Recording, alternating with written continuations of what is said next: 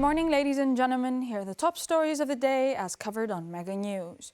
New developments have emerged in Greece's wiretapping case as prosecutors have referred the investigation to the country's Supreme Court for further review. The Prosecutor's Office of First Instance has forwarded the case file requesting a deeper examination of possible espionage and the role of private sector actors. Authorities say individuals allegedly targeted by surveillance included senior officials, among them the head of the armed forces and government ministers.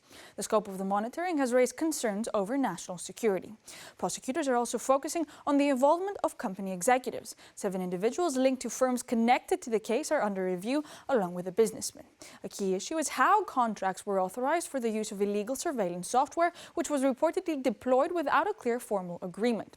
The renewed investigation aims to determine who ordered the surveillance, how the system was used, and which parties were involved. Authorities are also examining possible links between state services and the companies connected to the case. Authorities have launched an investigation after a woman died following a fall from a cliff at Metera in central Greece.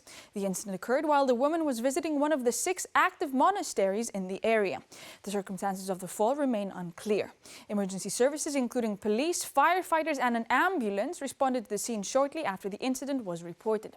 Officials say the woman's handbag containing her personal belongings was found inside the monastery restrooms. Local media report that a passerby recorded footage of the fall on a mobile phone. Authorities are now examining all available evidence as part of the investigation into how the incident occurred. 3 escaped convicts have been arrested after a failed armed robbery at a family home in western Greece. The incident took place on Saturday when the suspects entered the property and attacked an elderly man in an attempt to steal money. Authorities say the robbery was interrupted when a neighbor alerted the victim's son, who rushed to the scene.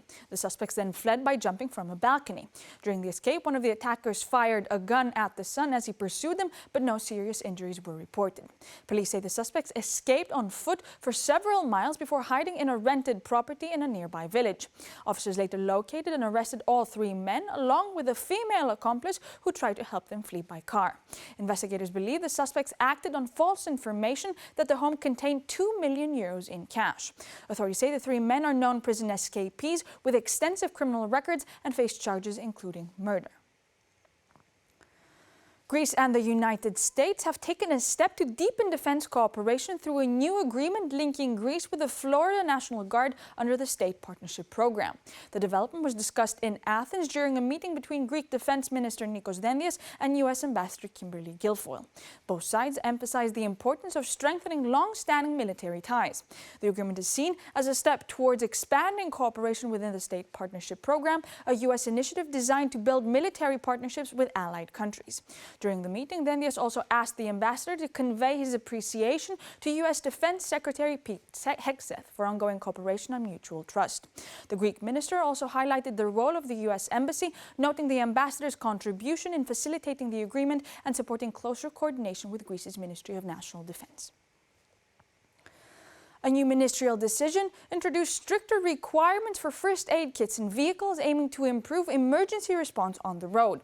Under the new rules, all road vehicles, excluding motorcycles, must carry a first aid kit that meets specific technical standards and is ready for immediate use.